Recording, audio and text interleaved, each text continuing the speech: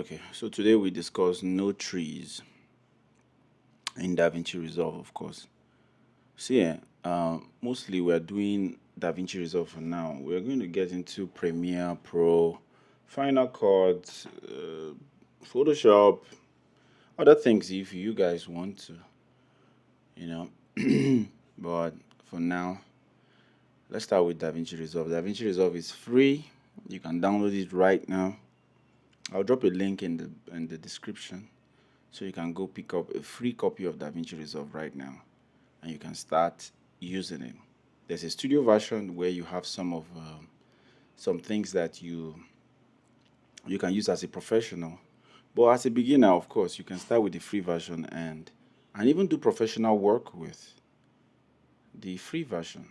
You know, the DaVinci Resolve has been so graceful to do that instead of the monthly subscription of Premiere Pro if you do not have the funds right now. Premiere Pro is great. I still use Premiere Pro for my editing, to cut clips. I feel it's more seamless than DaVinci Resolve. I also use DaVinci Resolve to cut when I don't want to go through the whole stress of round tripping. Okay, so let's get into no trees today.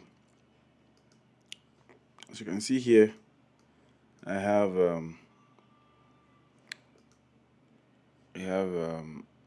an image that is ungraded. This was shot in Blackmagic. It's a ProRes clip. This is not a raw clip. Unlike the first one, the first tutorial we did, where we used a raw clip. This one is not. This one is shot ProRes, but it was also shot in Gen 5. So how this works is this.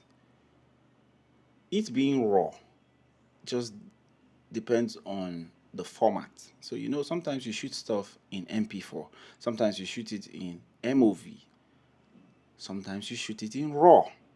So when you shoot it in RAW, you have more information in that clip. Okay?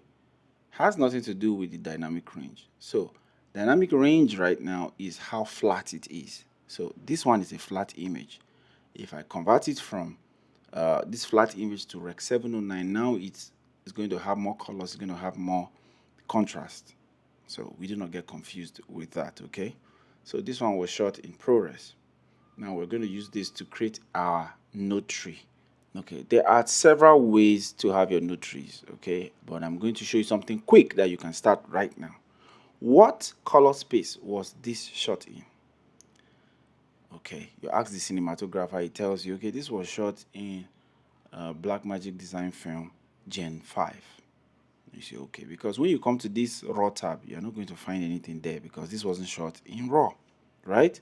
So you are left with the information that is given to you by the cinematographer or whoever shot that film. So what you do now is this, okay? Remember we talked about color space transforms in the first video. So you come to your effects tab and you type color. You grab this, place it on this node. Remember we talked about nodes. Okay, this is a node. Then you were told that this was shot in what? Blackmagic Design Film.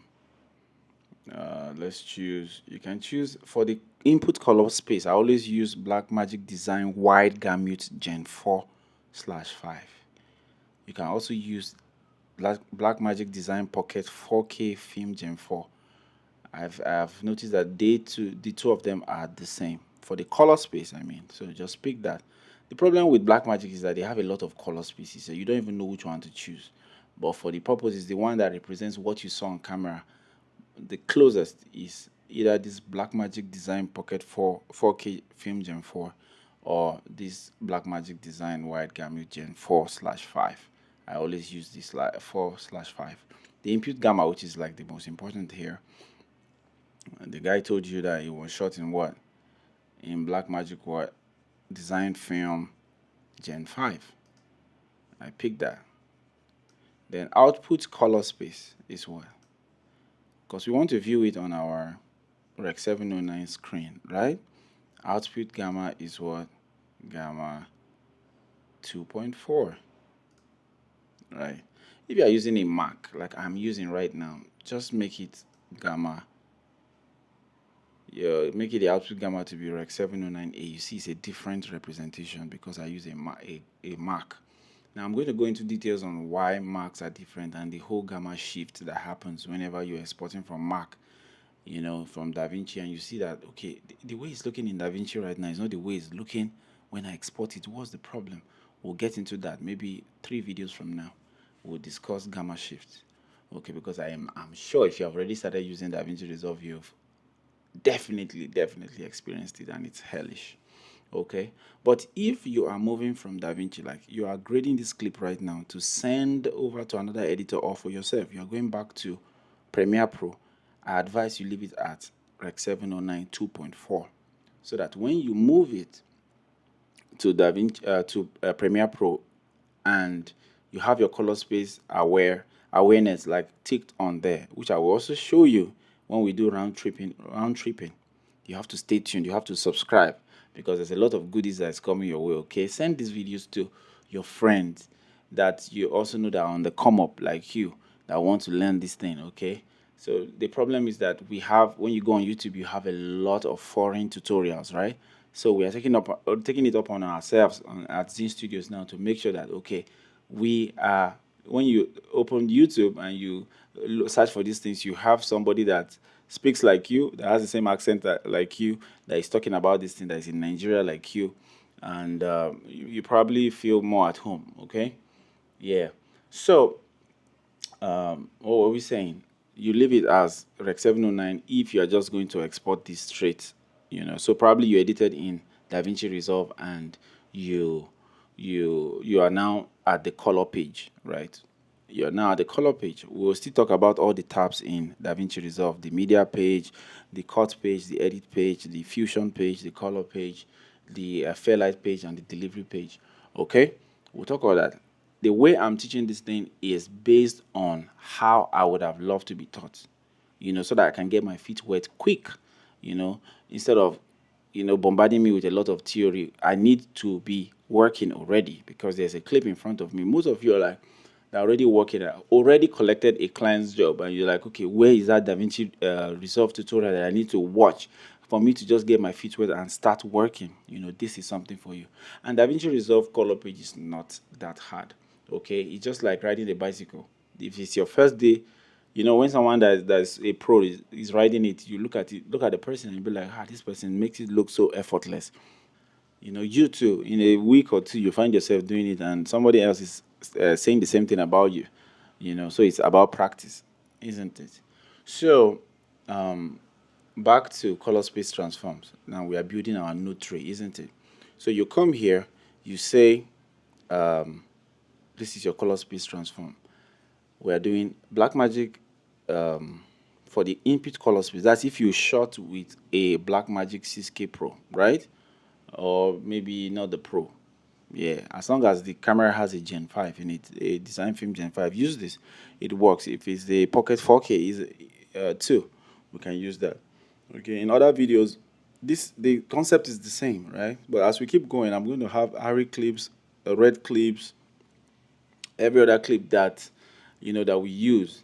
But usually those that get to touch those kind of clips are the pro professionals. Most of you now are actually having this kind of clips or Sony clips, you know. Those are the things that you touch. But I'm not having all those cameras here because I don't want to even stress your mind right now. Let's have just one and work with that one so you can understand how this thing works, okay? Straight up for one kind of camera. Once you understand one camera, it's easy to understand every other camera because you only come to this point to just change its input color space and gamma. You understood? All right. So, yeah, you have your color space transform done. Once you've done this, right? What I always do is this. For tone mapping, change this to luminance mapping. Click on this custom max input, then drag max input to the end to 10,000. You're trying to make sure that no matter how much I push the clip, okay, it's going to give me, I'm increasing the dynamic range of my own grade so that what I work in, like the nits talks about brightness. This is the max that I can. If I get beyond 10,000 nits, then it's crazy. I can't even view it. So for a Rec 709 clip, right? Everything, I think Rec 709 clips are around 100 to 400 nits, if I'm correct. So you just max out your output, okay, so that everything you work under this color space transform, like I told you, you always have to work under the color space transform. You are protected. Then you come here, gamut mapping. Gamma talks about color, saturation, color. Tone talks about contrast, exposure. Okay. Then you come here, you say gamut mapping method, say saturation, compression. You leave it like that. It's fine. It's going to help you control your saturation as you keep grading underneath this node. Once you're done with that, let's name this node. Remember, I told you, you right click on the node and you say what? Node label. And you say what? I can name this, some people name it ODT, output display transform. Some people name it Rec 709. Some people name it CST out. Whatever floats your boat. What I like to do is I just write Rec 709. Rec 709. Remember to always ask your questions in the comment section, any part that you didn't understand. But I try as much as possible to be very, very detailed. That's why I do not even edit any part of the video. I just, even the mistakes I made, like you can always just listen to me and get every detail that you want out of the video. Okay. So this is my Rec 709 out, right? This is the output display transform. So I go before. So now I'm gonna wait for a while. Type this in the comment section. If I want to have a clip before this, what's it gonna be? I'm waiting. We talked about it in the last video. If you want to have this a node before this, just type it before I continue. I'm sure you got it. This is what? Shift S. Shift S. So this becomes my number one node. This is number 2, but in time this will change. So my first node in my node tree is usually my what? Let's label it as exposure. So let's just name it EXP so we can see it. Exposure. The next node, Alt S, after this one, is going to be what? My contrast. Right. Then after this, my next node is usually what? My white balance. WB. Let's name it white balance. Then right click, you can say add node, add serial. Right? If you don't want to do Alt S. And this one becomes what? My saturation. I might want to increase saturation or reduce saturation. SAT. See, this is a very basic node tree. And once you master this node tree, there's nothing you can do in Davinci Resolve because everything stems from it. Instead of looking out for problems, because there will be instances where I can create parallel nodes, right, for my windows. Okay, I can say this part of the video is too bright, I want to window it down, or this part of the video is too bright, I can have windows for that. I can have secondaries. I can be like, okay, I want to change the color. These blues here, I want to make them a bit cyan. Then you have secondaries, okay, which we will get into. Maybe I can just click on saturation and create another node, right? You have to always click on the node that you want another node to be in front of or behind. Because if I click on this first one and I want this node to appear here, it will not work. Because if I say Alt S, this is where it's going to appear. It can never appear. So if you want it to be in front of this guy, you have to click this guy and say Alt S, then it appears. So let's name this what? HSL. Let's say hue, saturation, and luminance, which is like a secondary adjustment. Let's just have it there for purposes that we enlighten you about. So with this now, what am I going to do? This is what we are going to do today. We're not going to do anything more than this, okay? So before I even go on, let me check something. We are working in what? The Gen 5 color space. You have to always come here to your project settings. You can click on that arrow there, or you can come to File, Project Settings, Shift 9, or you can come and say Shift 9 and it will appear. Okay, so you come to Color Management and you say, okay, Timeline Color Space. It's not Rec 709 2.4, obviously, because our color space, remember, if our output is Rec 709 and we are grading before the Rec 709, what color space were we in? It has to be that Gen 5, isn't it? So we click on that and we go up to Blackmagic Word Film Gen 5. That is where we are grading. Because okay, imagine this now. I turn, at the end of the day, the water is going to turn to ice block. Just take this as an analogy. At the end of the day, this water in the fridge is going to turn to ice block.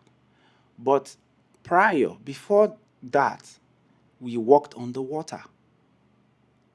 Let's say we added some minerals inside the water. We added some vitamins. Okay, were we working on the ice block? No, we were working on the water. So, but at the end of the day, it being inside the fridge, it became what? Ice block. Or is it Kunu or Zobo? It was water at some point. Then we added our ingredients and then we put it in the fridge and it became ice block. Right? But what did we work on? We worked on water and other ingredients. So that's how it works here. So you say, what is the color space we are working on right now? What was it shot in? It was shot in Blackmagic Design Film Gen 5. So what is the output? You see this one called what? Output color space. What did we choose? Rec 709A. Rec 709A means what? Apple. The A is Apple. Rec 709A, Apple. Or Rec 709 Gamma 2.4, Gamma 2.2. All these other things are gammas that you can work in. If I click on any one, it's going to change the image. So, but if I click on this Rec 709, like what we have said here, and I say save, this is going to give me the correct representation of what you see how that changed. But if I had continued grading without changing this setting, then I will not get the proper representation. I would have ended up exporting this thing, and when I see it, I'll be like, that doesn't look like what I was looking at, because all these settings are important. I will go through, like I said before, maybe 3 videos from now, we'll go through settings, like how you need to master the settings in this thing. So that somebody tells you, oh, I need this thing from your Davinci Resolve to this. What system are you using? Are you using a Windows? Are you using a Mac? You will know how to navigate through all that and give the client exactly what you were seeing. Because sometimes when you send something to a client, the client will be like, this is bad now, but on your own screen, it looks good. That's why I've always told you never to grade display refer. Don't trust your screen too much. Like you see this thing we just did now. Remember the analogy of going to Sokoto and somebody dropping you at with a chopper at Borno, instead of you taking the bus straight from Lagos. This person has dropped you closer to your destination, so that you can now manipulate all these little things that are before it. So that's exactly what's happening here. DaVinci Resolve has helped me now to grab this thing and bring it straight to what? Rec 709, which is like you can even print this right now and just export. Even though your screen is maybe not calibrated well, we shall get into calibration at some point too. There's a lot of videos for us to do, really. But I'm with you, and I know that there's no end. But as we keep going, the process is going to be awesome, and we will get there. You will become a professional colorist. So, this is Rec 709. So, exposure. What do we want to do with exposure? What do you want to do with contrast? What do you want to do with white balance? What do you want to do with saturation, with your secondaries? What do you want to do with all these things? You decide. But this is like a very simple node tree that you can get right now. So what would I want to do to this clip? Remember, I always work with my waveforms, right? You see this. It's always important for you to work with your waveforms, to have your, we shall do with not your waveforms. It's always important to work with your scopes. Sorry. There is a scope called waveform. If I click on it, you see waveform. Yeah. And there is parade. There is vector scope. There is histogram. I like to use the histogram and this. So let me just do a little bit of grading to this, and I will come back to, or let's do it together. Okay. Don't worry, I will explain what I'm doing on another video, not this one. not this one, so that we for no loss, you know. Let's say the client told me they want something bright and airy, with good color separation and good saturation. Come back to, and one good thing about this thing is that you can have your own taste. It doesn't have to be mine. It's like art, it's like drawing. Da Vinci was definitely different from Picasso, but they were all great. Probably admired each other's works. I come to my HSL and do my hue versus hue. I might click on this blue here. I want to make it a little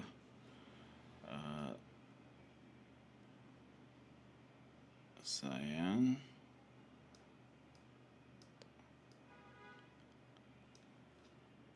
If I want to, and this is where we were coming from. Let's say this is where we're coming from, and this is where we're at. Okay? So, something simple for us to understand today. We're probably a little under in exposure, so I give it more exposure, you know. But yeah, you give this to your client, and your client will be like, yeah, it looks clean, it doesn't look dirty, you know. Probably that's what they want. And sometimes you want the film look. You might have another node called what? Lot. You but then lots are very tricky. So in fact, delete lot from your node tree for now. This is what I want you to practice with today. Just every clip you have in your arsenal, just determine what color space it is, convert it. If you're using a Mac, use Rec 709A. Come to your project settings, right? Change it up. If it's an Xlog footage that you have there, right? Change the timeline color space to what? S-log3. If that's what you shot in, change everything to what you shot in. Then come to your Rec 709, do that too. That is your color space transform. Do that too over here. Okay? Make sure everything is in check. Like, see, with color grading, right? Especially if you want to do it professionally, everything has to be done right. It has to be on point. If not, you will run away from it quicker than you entered it. That is just how it is, because obviously you don't want to be in a situation where every time you deliver a job, clients will be like, but I don't like this, I don't like that. Of course, over time you're going to develop some your viewing sense, the way you see these things is definitely going to change over time. But immediately there are some mistakes that you don't want to do. You want to avoid. Follow the steps. Let this be your guide. Okay, create your node tree, take a picture, and send it to me. Send it to me on the what they call it. I don't know if they can do that right now on YouTube, where you can take a picture of your screen, a screen grab, and then you upload that as a comment. But find a way though to um, send this to me. I think I'll leave my Instagram on in the description. Yeah, so send me a DM of your note tree. I want to see it. This note tree. Get a clip, and I want to see what you did with it. Okay, there's no judgment here. I just want to see what you did with this simple note tree. How you moved from this to this in no time. Okay? So, thank you for watching. We'll discuss something more extensive next time. I don't know what topic we're going to discuss, but as the Spirit leads tomorrow, we are going to go into something that that is going to get you excited too. Thank you for watching.